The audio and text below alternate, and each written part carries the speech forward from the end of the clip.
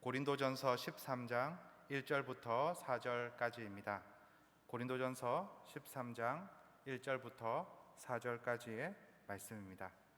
본문의 말씀을 한 절씩 교독하시고 마지막 4절은 같이 읽겠습니다. 내가 사람의 방언과 천사의 말을 할지라도 사랑이 없으면 소리나는 구리와 울리는 꽹과리가 되고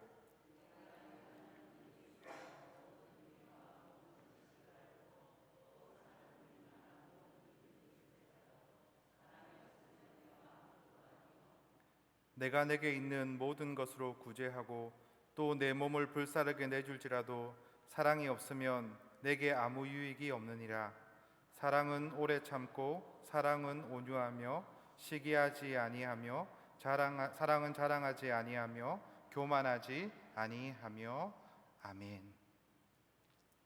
사랑장 강의 7번째 시간, 사랑은 자랑하지 않습니다 라는 제목으로 하나님의 말씀을 전하겠습니다. 지난 2015년에 유명한 작가죠, 신경숙 작가의 표절 사건으로 한국 문학계가 떠들썩했던 적이 있습니다. 시인이자 소설가인 이응준 씨가 신경숙의 단편 소설 전설이 일본의 미시마 유키오의 우국이란 소설의 한 부분을 거의 그대로 표절했다라고 고발했습니다. 사실 신경숙 작가가 이렇게 한 것은 이번이 처음이 아니었습니다. 그녀는 2000년부터 여러 작품에서 표절 지적을 받았지만 그녀의 인기와 지위를 앞세워서 그것들을 무마시켜 왔습니다. 같은 시기에 신학계에서도 비슷한 사건이 있었습니다. 유명한 교수님들의 책들이 표절의 도마에 올랐습니다. 사실 표절 문제는 전문가들의 다양한 의견들도 있고 논의해야 할 부분이 많은 이슈입니다. 그런 것들을 다 뒤로 하고 왜 표절을 할까? 사람들은 왜 표절을 할까라는 생각을 해보았습니다. 우리가 알다시피 단순히 다른 사람의 글이나 의견을 가지고 왔다고 다 표절이 아닙니다.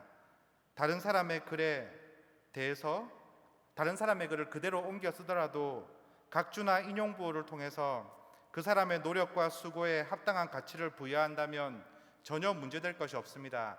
이 말은 누가 한 것입니다. 이런 좋은 의견이 있는데 이것은 누가 한 것입니다. 이렇게 표시만 해주면 그 글을 갖다 써도 아무런 문제가 되지 않습니다. 하지만 그렇게 쓰지 않고 마치 자기가 쓴 것처럼 이렇게 글을 쓰게 된다면 그게 표절이 되는 것이죠. 그렇게 본다면 의도적이지 않고는 표절할 이유가 없습니다. 그런데 왜 표절을 하게 되었을까요? 물론 수많은 이유가 있겠지만 표절을 하게 된 중요한 이유 중에 하나가 바로 제 생각에는 자랑하는 마음, 자랑하고자 하는 마음이라고 생각합니다.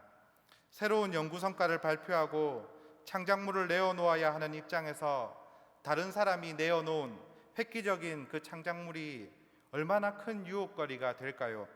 거기다가 그 작품이 우리나라에는 잘 알려지지 않은, 우리나라 사람들이 바로 접하기에는 조금 어려운 나라의 언어로 되어 있는 작품이라면 더욱더 유혹은 클 것입니다.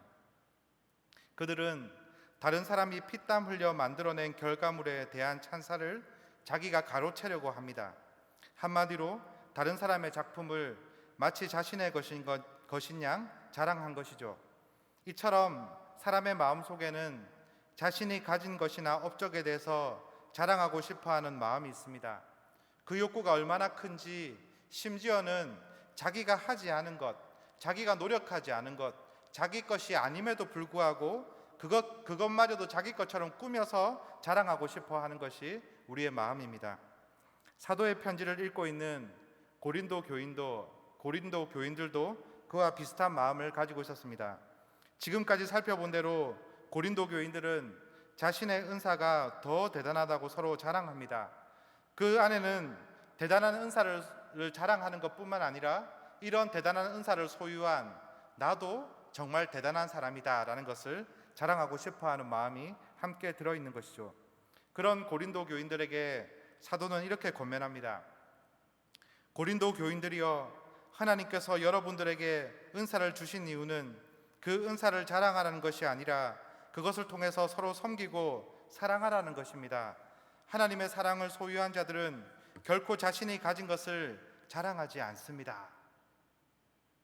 그렇습니다. 사도는 사랑의 특징 중에 하나는 자랑하지 않는 것이다 라고 말하고 있습니다. 여기서 사도가 사용한 자랑하다라는 단어는 스스로 자랑하다, 스스로 꾸미다, 심하게 자랑하다, 떠벌리다, 수사적인 기법을 이용하여 스스로를 지나치게 칭찬하다라는 의미를 가지고 있습니다. 그리고 이 단어는 허풍쟁이나 떠벌이 또는 도에 지나치는 행동, 그러한 단어에서부터 유래되었습니다. 이런 의미들을 종합해 보면 여기서 자랑하다라는 의미는 자신에게 합당하지 않게 지나치게 스스로를 꾸미고 과장해서 자랑하는 것을 말합니다. 어떻게 보면 고린도 교인들에게 아주 적합한 단어를 사도 바울이 찾아낸 것이죠. 그들은 자신들이 대단해서 특별한 은사를 얻어낸 것처럼 자랑하고 과시하고 허풍을 떨지만 엄밀히 따지자 보면 그들이 그 은사를 받는데 기여한 것이 아무것도 없습니다. 그들은 마치 표절한 작가처럼 어떠한 노력도 없이 하나님께 받은 선물을 마치 자기가 노력한 산물인 것처럼 가장하고 자랑하고 있습니다. 사도는 그런 고린도 교인들에게 강하게 질책합니다. 그런 도둑질 같은 행위는 하나님의 사랑에 반하는 악한 행동이다 라고 비난하고 있습니다. 이처럼 다른 사람의 노력을 자신의 노력으로 둔갑시켜서 자랑하는 행위는 비난을 받아야 마땅합니다. 고린도 교인들에게 사도 바울이 말하는 것처럼 그렇게 자신의 것이 아닌 것을 마치 자기인 것인 양 자랑하는 것은 비난받을 만한 행동이죠. 하지만 조금 다른 각도에서 자신이 열심히 노력해서 얻은 것들에 대해서는 자랑하는 게 어떻습니까? 이런 경우에는 자랑 좀 해도 되지 않을까요? 성경에는 이런 뜻을 가진 단어도 등장합니다. 그 단어도 자랑하다란 뜻으로 사용되지만 중립적인 의미를 가진 단어입니다. 잠언 17장 5절은 아버지들은 자녀들의 자랑이라고 말합니다. 그리고 잠언 16장 31절은 백발은 노인들의 자랑이라고 말합니다. 성경은 자녀들을 위해 애쓴 아버지의 노고와 평생을 열심히 살았던 노인들의 하얗게 센 머리를 자랑거리로 삼는 것이 마땅하다라고 평가합니다. 그들의 노력과 수고를 인정하는 것이죠. 하지만 성경을 조금 더 자세히 살펴보면 이렇게 자랑하는 것을 인정해 주는 것은 매우 한정적이고 다른 많은 본문에서는 내가 열심히 노력한 것에 대해서 자랑하는 것도 비판하고 있습니다. 잠언 27장 1절은 내일 일을 자랑하지 말라고 말하고 시편 52장 1절은 악한 계획을 스스로 자랑하지 말라고 합니다. 그리고 예레미야 9장 23절은 자랑이란 단어를 3번이나 반복하면서 금지하고 있습니다. 우리 예레미야 9장 23절의 말씀을 같이 한번 읽어보겠습니다. 시작. 여호와께서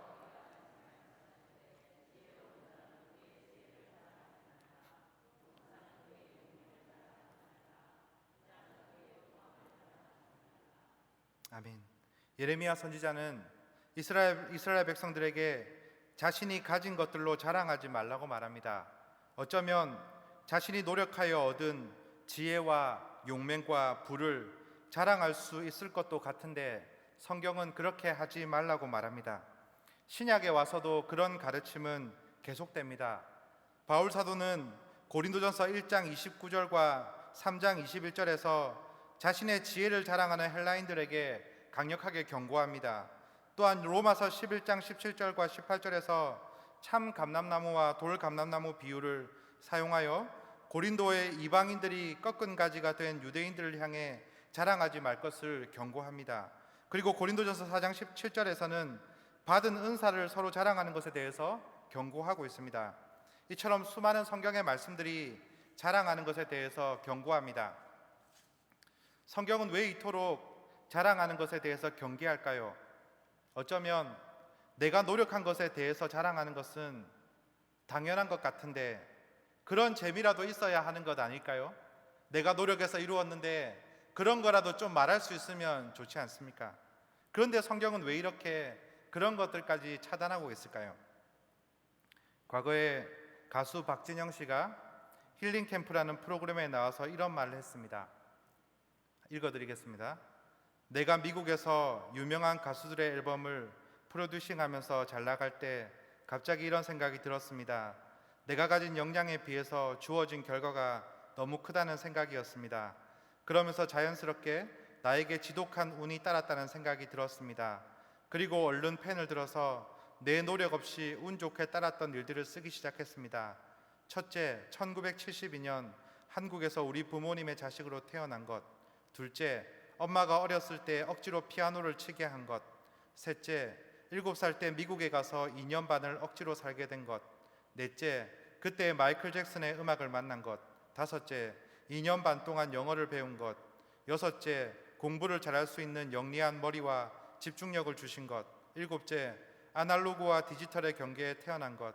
여덟째, 김영석 작곡가를 만난 것. 아홉째, 방시혁 작곡가를 만난 것. 열째, 지금의 수많은 가수들을 만난 것.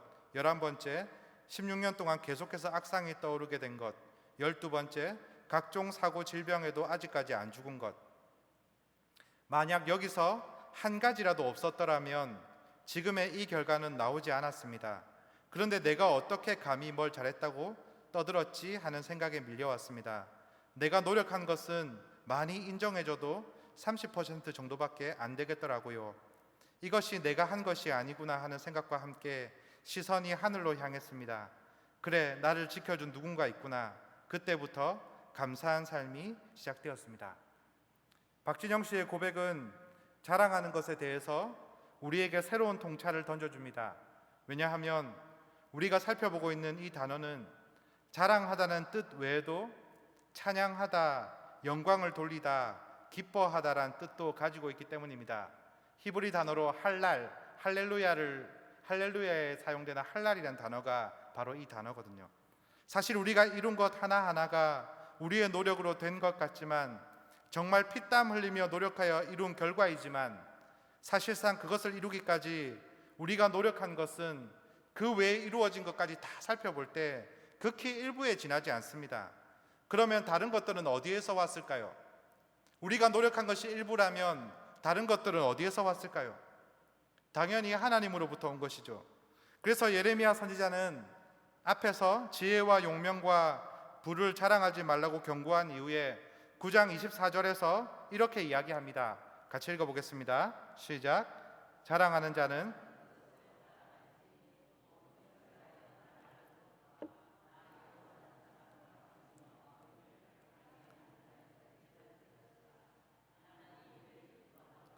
여호와의 말씀이니라. 아멘. 하나님께서는 이처럼 그분 자신과 그분이 행하신 일들을 자랑하고 기뻐하기를 원하십니다. 우리는 보이지 않지만 그 뒤에서 하나님께서 이 모든 일을 다 행하고 있었기 때문입니다.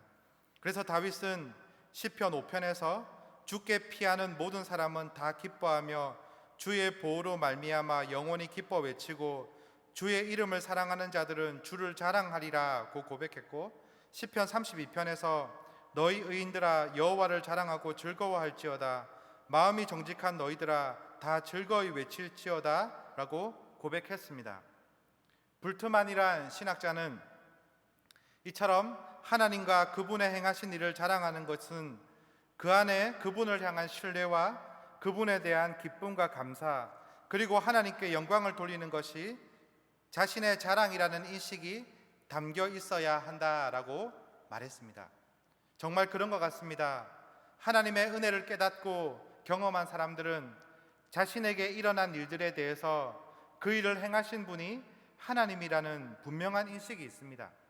그래서 자신을 자랑하지 않고 하나님을 자랑합니다. 그런데 이상하게도 자신이 아닌 그 결과에 대해서 자신이 아니라 하나님을 자랑하는데도 자기 안에 기쁨이 솟아나는 역설적인 일들을 경험하는 것이죠.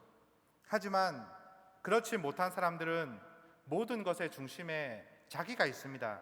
그래서 자기에게 일어난 일들에 대해서 마땅히 자기가 영광을 받아야 한다고 생각합니다. 이러한 생각 속에는 창조주의자, 구원자이신 하나님을 존경하거나 경외하지 않는 마음이 담겨 있는 것이죠. 왜냐하면 모든 초점이 자기에게 맞추어져 있기 때문입니다. 그들은 하나님의 은혜와 신실하심을 찬양하며 그분을 신뢰하는 것 대신에 그들 자신을 찬양하고 그들 자신을 신뢰합니다. 그러한 삶을 산 대표적인 사람들이 바로 바리새인으로 대표되는 율법주의자들입니다. 그들은 자신들이 지키는 율법적 행위가 자신들을 의롭게 하고 구원으로 이끈다라고 확신했습니다. 그들의 구원관 속에는 이미 하나님의 은혜는 퇴색되어 버리고 자기의 노력으로 인해 도달한 율법의 충족이 가장 큰 자리를 차지하고 있습니다. 그래서 예수를 믿고 구원 서정을 시작하는 이방인들에게 그들은 끊임없이 말합니다. 예수를 믿는 게 아니라 율법을 통해서 구원을 받을 수 있다. 할례를 받아야 한다. 이방인들에게 강요하면서 율법을 지켜라, 할례를 받아라 강요했습니다. 사도 바울은 그런 자들의 정체를 갈라디아서 6장 13절에서 분명하게 밝히고 있습니다. 우리 같이 한번 읽어볼까요? 시작. 할례를 받은 그들이라도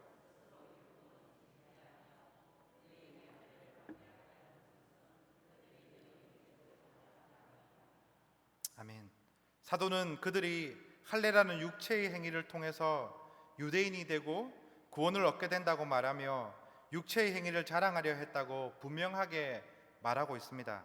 그리고 계속해서 14절에서 진정으로 자랑해야 할 것이 무엇인지 밝히고 있습니다. 우리 14절도 한번 같이 읽어보겠습니다. 시작. 그러나 내게는 우리 주 예수 그리스도의 십자가 외에는 결코 자랑할 것이 없으니 그리스도로 말미암아 세상이 나를 대하여 십자가에 못 박고 내가 또한 세상에 대하여 그러하리라. 아멘. 사도는 진정한 자랑거리인 예수 그리스도의 십자가를 발견한 사람은 그동안 자신이 자랑하던 모든 것을 십자가에 못 박게 될 것이다 라고 말합니다. 오직 예수님의 십자가로 인해 우리가 생명과 구원을 받았으니 우리는 더 이상 스스로를 자랑할 수 없게 된 것이지요. 그렇다면 우리는 어떻게 해야 합니까? 사도는 로마서 3장 27절에서 이렇게 반문합니다. 그런즉 자랑할 때가 어디 있느냐? 대답하기를 있을 수가 없느니라. 무슨 법으로냐? 행위로냐? 아니라 오직 믿음의 법으로니라. 우리가 자랑할 수 있는 것은 어떠한 법으로도 어떠한 행위로도 아니고 오직 예수 그리스도를 믿음으로 구원을 얻는 믿음의 법으로만 말미암는 것입니다. 에베소서 2장 8절과 9절에 기록된 것처럼 우리는 그의 은혜에 의하여 믿음으로 말미암아 구원을 받았으니 이것은 우리에게서 난 것이 아니요 하나님의 선물입니다. 행위에서 난 것이 아니니 누구든지 자랑할 수 없는 것이죠. 이처럼 큰 은혜를 선물로 받은 우리들은 사도의 고백과 같이 주 안에서 자랑해야 합니다. 또한 우리로 화목하게 하신 우리 주 예수 그리스도로 말미암아 하나님 안에서 자랑해야 합니다. 왜냐하면 그리스도 예수로 자랑하고 육체를 신뢰하지 않는 사람만이 진정한 할례파요 구원받은 백성들이기 때문입니다.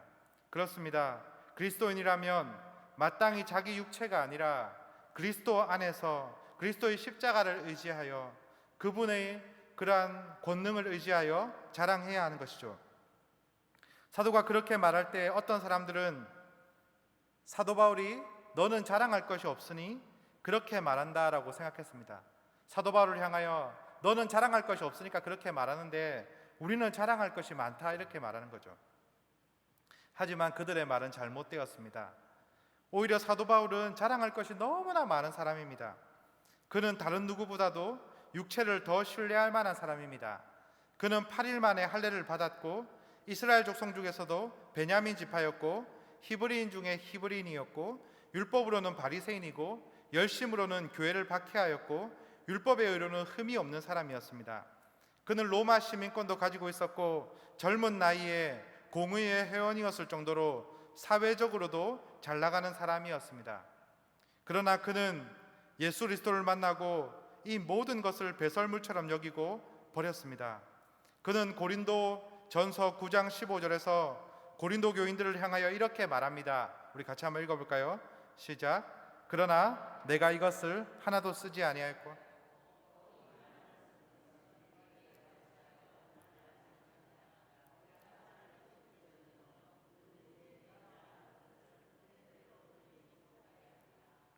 아멘. 사도는 고린도 교인들에게 마땅히 사역비를 받을 수 있었습니다. 고린도 지역에서 사역하면서 너무나 열심을 다했기 때문에 사역비를 받을 수 있었습니다. 하지만 그는 그것을 받지 않았을 뿐만 아니라 그 받지 않았다는 것을 자랑하지도 않았습니다. 왜냐하면 그것이 헛된 자랑이 될 것임을 알았기 때문입니다. 그는 오히려 다른 것들을 자랑합니다. 고린도후서 10장 8절에서 그는 거짓 사도들의 거짓된 가르침에 대항할 수 있는 주님께서 주신 권세를 자랑했습니다. 그리고 하나님께서 주신 믿음의 열매들과 고난 가운데서도 하나님을 의지하고 인내하며 참아낸 것을 자랑했습니다. 그리고 주님의 큰 사랑으로 땀과 눈물을 흘리며 양육했던 교인들이 그에게 있어서 자랑의 면류관들이었습니다. 사도의 자랑은 고린도후서 11장 16절부터 마지막 절까지 이어지는 말씀 속에서 극치를 이룹니다. 특별히 고린도후서 11장 23절부터 30절까지 조금 길지만 우리 같이 한번 읽어보기를 원합니다. 우리 같이 읽겠습니다. 시작. 그들이 그리스도의 일꾼이냐 정신없는 말을 하거니와 나는 더욱 그러하도다. 내가 수고를 넘치도록 하고 옥에 갇히기도 더 많이 하고 매도 수없이 맞고 여러 번 죽을 뻔하였으나 유대인들에게 40에서 하나 감한매를 5번 맞았으며 3번 태장으로 맞고 1번 돌로 맞고 3번 파선하고 일주야를 깊은 바다에서 지냈으며 여러 번 여행하면서 강의 위험과 강도의 위험과 동족의 위험과 이방인의 위험과 시내의 위험과 광야의 위험과 바다의 위험과 거짓 형제 중의 위험을 당하고 또 수고하고 애쓰고 여러 번 자지 못하고 줄이며 목마르고 여러 번 굶고 춥고 헐벗어노라. 이 외의 일은 고사하고 아직도 날마다 내 속에 눌리는 일이 있으니 곧 모든 교회를 위하여 염려하는 것이라. 누가 약하면 내가 약하지 아니하며 누가 실족하면 내가 애타지 아니하더냐. 내가 부들불 자랑할진대 내가 약한 것을 자랑하리라. 아멘. 사도의 생각은 세상의 생각과 완전히 반대입니다. 그는 주님의 강함이 드러나기 위해서는 자신이 약해져야 한다, 자신이 약해야 한다고 말합니다. 그리고 그 약한 것이 오히려 자랑거리가 된다라고 말합니다. 이처럼 예수님을 진정으로 만난 그리스도인들의 자랑의 기초는 다른 것이 아니라 오직 예수 그리스도입니다. 그곳에는 자신이 들어설 곳이 없고 육체가 머무를 곳이 없습니다. 만약 그곳에 명목상 예수 그리스도만 남고 자신의 육체가 드러난다면 그것은 죄가 되는 것이죠. 왜냐하면 그러한 행동은 고귀하고 숭고한 주님의 희생과 사랑을 무시하는 처사가 될 것이기 때문입니다. 저는 지금 이 자리에서 설교를 하면서도 두려움을 느낍니다. 혹시라도 제가 조금이라도 드러나지 않을까 두렵습니다. 우리는 항상 모든 일에 이런 생각을 가지며 살아야 합니다. 혹시 주님의 이름만 걸어놓고 나의 욕심을 채우고 나를 자랑하고 있는 것은 아닌지 심각하게 점검하고 돌아보아야 합니다. 마땅히 주님께 올려드려져야 할 영광과 찬송이 나의 자랑으로 전락하고 있지는 않은지 점검해 보아야 합니다. 그것은 우리 안에 주님의 사랑과 은혜에 대한 진지하고 깊은 묵상과 깨달음이 있어야만 가능합니다. 우리는 우리 안에 자랑하고 싶은 마음이 들 때마다 얼른 정신을 차리고 이렇게 찬양하고 기도해야 합니다. 죽으신 구주 밖에는 자랑을 말게 하소서.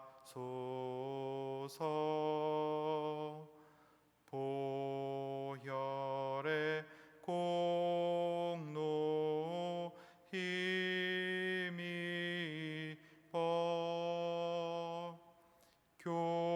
교만한 마음을 버리네.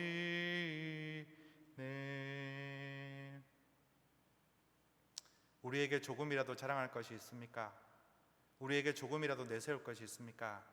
우리에게 조금이라도 누군가에게 떠벌리고 싶은 일이 있습니까?